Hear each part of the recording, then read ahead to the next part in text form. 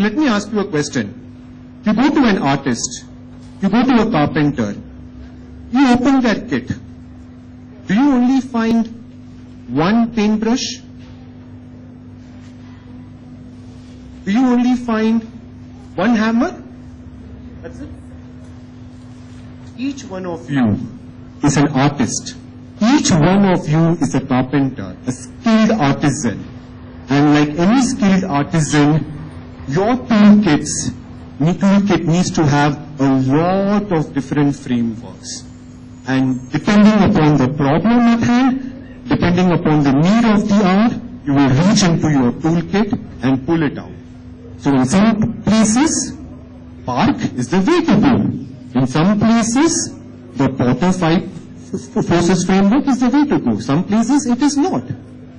But the purpose again of these 3 days, 4 days we are going is to, we don't want to give you a fish, we want to teach you, we want all of us to experience the ability to figure out what is the right framework to use to tell my stories at the right time, in the right situation. So remember, always remember, when you wonder, okay, why am I spending so much time learning these things? You're learning because you're an artist. You're learning because you're a skilled artisan. Now, we have covered the preparation part. We spoke about the importance of making the right impression.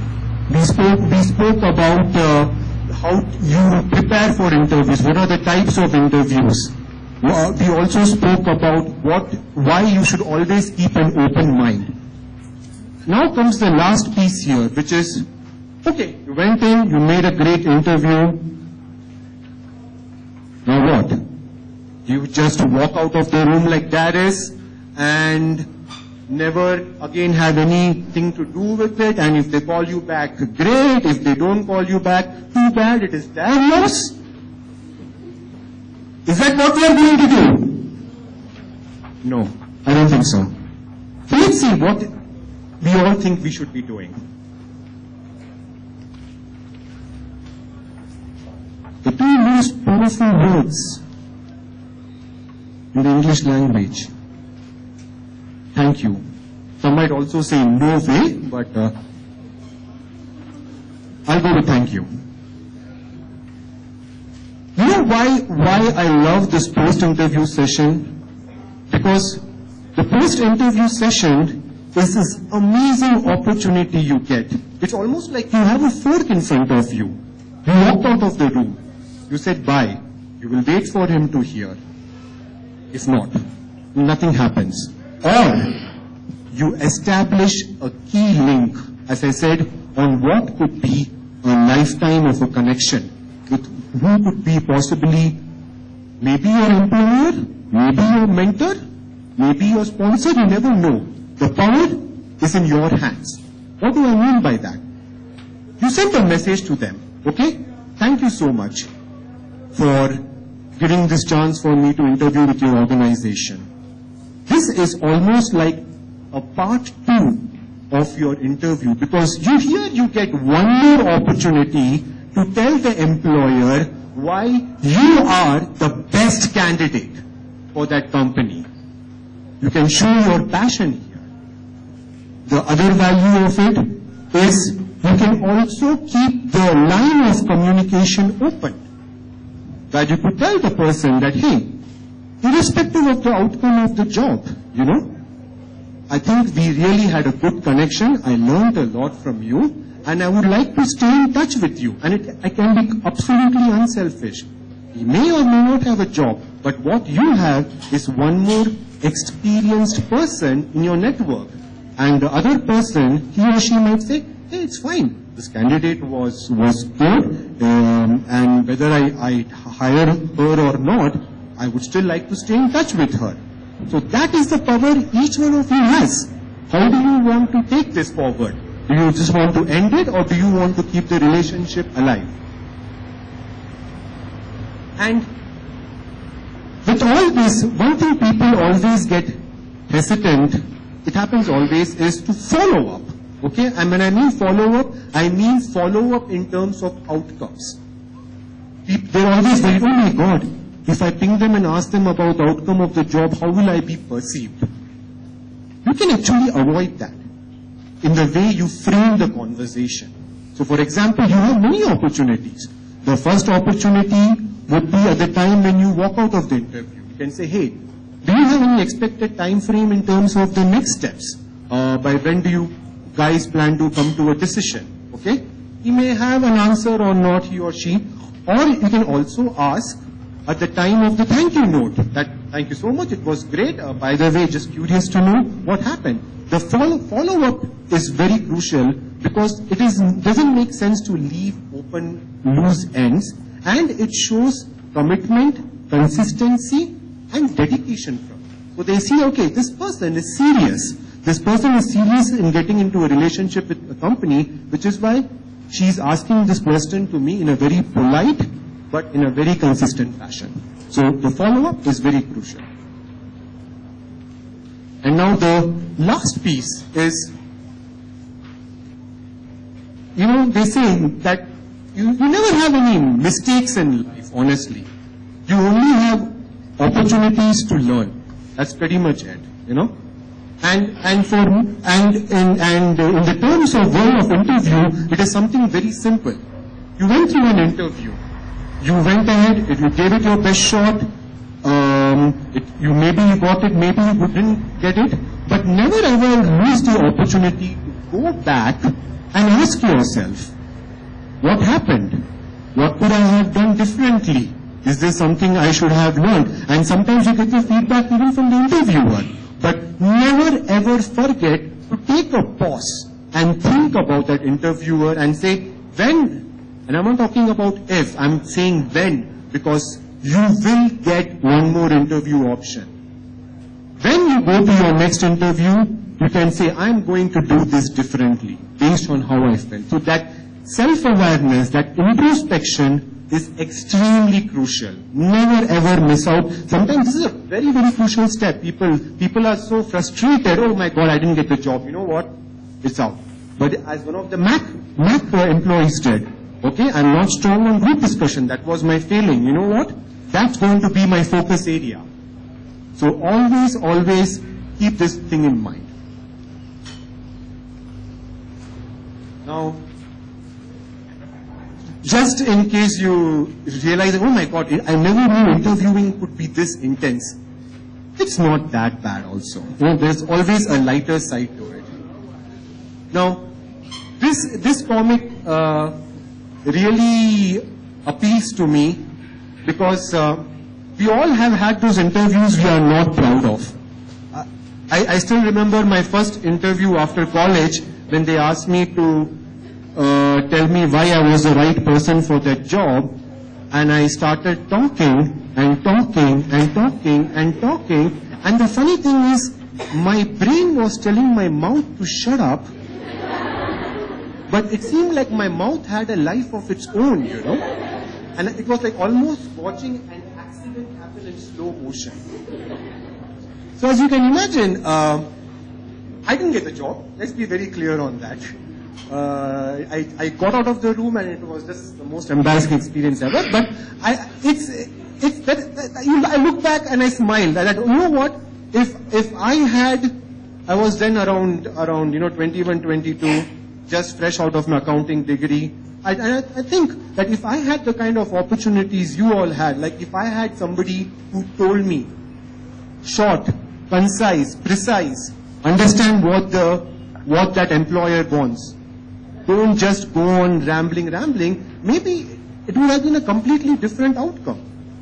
But you know what? That's the lesson we all learn. We smile, we learn from our mistakes, we make sure that the people we care about don't make the same mistakes, and we try to get things better. So on that note, I would like to invite Holly and Sue and give us one more shot at how an interview can go, and I'm sure even this time you are going to learn a lot from them. Yes, my name is Holly Youngren, and I work for Microsoft, as you know, and I'm the Global Business Program Manager. What I'd like today is for you to tell me a little bit about yourself. Of course. So working in technical financial management is my objective. I have excellent grades in my accounting classes, and I did a great deal of bookkeeping in my part-time job to help me finance my education. I have a strong combination of both classroom and interpersonal skills, as well as professional skills. I'm dedicated to proving myself in a corporate environment. Why do you want to join Microsoft? I want to join Microsoft because I'm passionate about technology. Microsoft's mission statement to enable people and businesses to reach their true potential inspires me. I know that with the right opportunities at Microsoft, I can improve the lives of others through technology. I see. Thank you. So I see that you are currently working. Yes. Why do you want to leave your current situation? The strategy at my department at Grocery Plus is cost reduction. It is my job to review the accounting processes for overlap and see where we can make process improvements. I was able to make an impact to their organization by identifying an overlap where we had 6 people booking journal entries, and we were able to consolidate that into 1. I ended up freeing up some time for the company for those 5 other people and giving time back in a good ROI for the project. I think with the skills I learned in process improvement at Grocery Plus, if I take those skills and apply them at Microsoft, I could be very successful, and I think I could advance my career. Okay, excellent. So now why don't you tell me a little bit about the relevant experience that you have for this role? Well, according to your job description, I can see that you want somebody with accounting expertise as well as communication skills. Yes. I was the accounting expert in my school. I taught my friends T-model accounting. They would all come to me when they had questions, something that I'm naturally good at. As for communication skills, I would encourage you to reach out to some of the resources I'm going to give you or some of the contacts I'm going to give you. I volunteered at a youth program, and I was able to communicate very well with the parents as well as the students, and my colleagues respected me at both a professional and personal level. Good, okay, thanks. Then why don't you tell me a little bit about your weaknesses? Well, although I excel at financial management in my coursework, I would say that my weakness is that I haven't had the opportunity to work directly for a large public company like Microsoft. I hope to build on what I've learned in the classroom by honing my research and analytical skills to get some practical job experiences with Microsoft, such as the position that you're offering today. There's always more to learn, and I have the ability and inspiration to learn quickly. Okay, very good, thank you. So now I was wondering, do you have any questions for me? Yes, of course. So what could I do between now and the start date of my position to really hit the ground running and make sure that I can deliver ROI to you as soon as possible? Excellent. Well, the position that you're applying for, like we said, those technical skills. So I really want to make sure that you're brushed up and familiar with the suite of tools that we'll be using. We do a lot in Excel and PowerPoint. A lot of presentations will be required of you. So if you can make the most current Microsoft Office version, maybe familiarize yourself with that, and also Excel, maybe practice on some pivot tables or things like that, and that'll really be a benefit. Okay, fantastic. In this position, would I have the opportunity to grow and take on further responsibilities? So each position is unique, right? And this particular one that you're coming into has a lot of potential. Nothing's guaranteed, right? Nothing's ever guaranteed, right? But there's always room for growth for you either within this role, or you might find that within the company there's other places that you want to look, as a company like Microsoft has a lot of opportunities. That would be my long-term objective. Excellent. Great. Anything else? No, that's it. Oh, well, thank you very much for coming in today. Thank you so much for having me. Thanks. Hire C for your respective company. Okay, so you need to pick up one company now. Let's try to once again do a recap and see what did Sue do which really stood out for you as something like, yes, I need to do something like that in my interview. For example, the interview I will be doing tomorrow. So, when you were asked about weaknesses, I thought you're supposed to say maybe I have a big mouth or I don't know. It was a very smart weakness. Yeah. Yeah. Honesty and smartness are not completely, opposing concepts, Both can coexist. Anybody else? Okay, you can use a hammer or you can use a scalpel. You can ask questions like, okay, when are you going to hire me? And put the interview in a very... Which is frame it in a manner that you also get a sense of what the interviewer is thinking about you, because the interviewer takes the effort of explaining and saying, okay, I'm going. They are considering me seriously. If the interviewer just gives some random arbitrary answer, okay, their mind is unlearned to get out the essence and how the interview went. So, we are not done yet. I've told in the middle of the presentation is making the perfect elevator pitch. We all have received weird questions from employers. I'll tell you the weirdest question I ever got. If I was a dinosaur, which dinosaur would I be? And why? You need to be very careful. Unfortunately, we cannot choose our interviewers. So we all get our share of weird questions, but the things which really worry us, which makes us think, are the tough questions. The questions which really make us like, okay, do I have a good answer for this? So I decided to just randomly go online, bring up monster.com, careerbuilder.com, and just see what are the general population saying is the most difficult question, the question which really shakes them to the core of their heart. What do you think, guys? What is that question which the world seems to have a problem with? Any hints, ideas?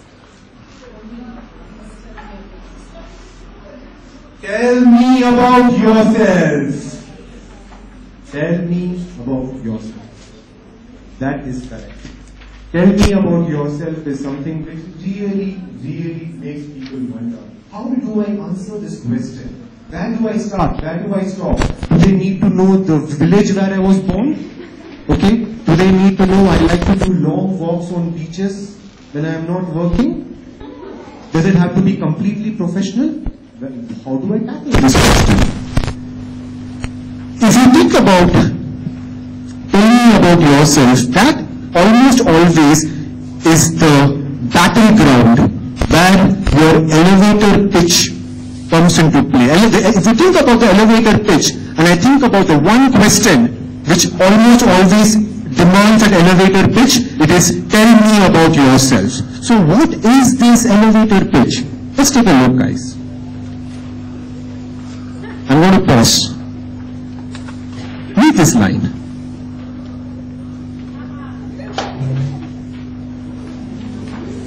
Elevator.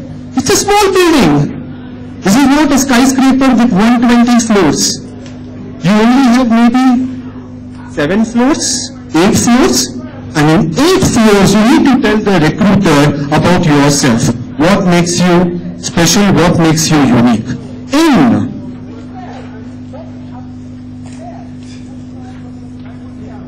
30 seconds, 1 minute, or 2 minutes. This is a tough one, guys.